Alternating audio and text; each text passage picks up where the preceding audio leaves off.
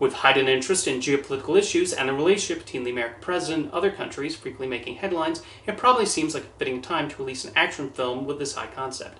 Heads of State does not pretend to be something it's not, as it aims to excite viewers of its two world leaders placed into this intense situation. It's a very silly film that tries to elevate the proceedings through the performances of John Cena and Idris Elba and the wild action. It does okay in that regard, although never rises above being a mildly entertaining piece of distraction. Some of the best moments involve the back and forth between Cena's president and Elba's British Prime Minister. The film quickly establishes their contrasting views and approaches to their position. The filmmakers definitely know what they're doing by depicting President Will Derringer as an actor with no political experience suddenly being elected into one of the most powerful jobs in the world, and PM Sam Clark's point of view is understandable. There are a few mild chuckles as they trade barbs of each other, and Cena and Elba are game for what the film asks of them. It's enough that when the movie steps away from them on occasion, it gets a lot less interesting. Priyanka Chopra Jonas brings a bit of likability to a role as an MI6 agent, as underwritten as it is. However, the film attempting to show the romantic affection between her and Clark feels unnecessary, and Jonas and Elba don't share much chemistry with each other.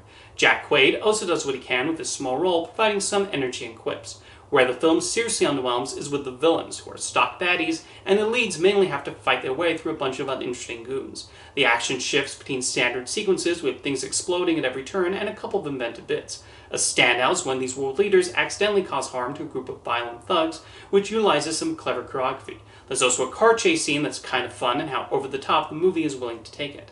The politics presented in Heads of State is fairly surface level, although there is a worthwhile message about the need for nations to work together, which is not so subtly told to the audience. At a time when politics is so divided and world leaders are frequently at each other's throats, it's not a bad thing to preach even in a silly action movie. Heads of State is a fitting movie to just pull up on a weekend afternoon on streaming. It's a simple, high concept that relies on the charisma of its lead actors, and John Cena and Idris Elba do understand their characters and attempt to bring some semblance of personality to them, as simply defined as they are. There's something amusing about Cena being the president, although this is something that is hopefully restricted to fiction.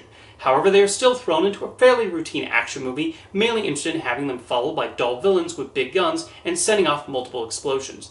However, it's a harmless enough escapade.